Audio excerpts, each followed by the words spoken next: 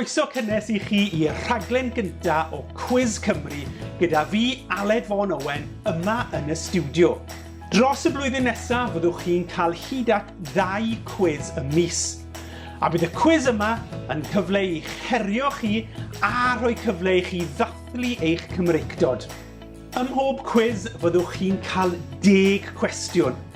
10 cwestiwn ar themau fel gwleidyddiaeth, chwaraeon, hanes Cymru, daearyddiaeth Cymru, adloniant fel teledu, ffilm a cherddoriaeth a cwestiynau ar beth sy'n digwydd yma yng Nghymru a thu hwnt.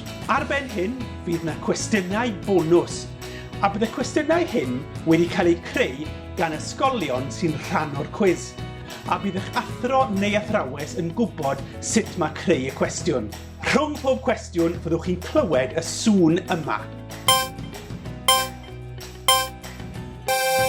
Ac yna fyddwn ni'n symud ymlaen i'r cwestiwn nesaf. Yna, ar y diwedd, fyddwn ni'n mynd trwy'r atebion gyda'n gilydd. Fyddwch chi yn derbyn taflen atebion. Defnyddiwch hwn I ateb y cwestiynau.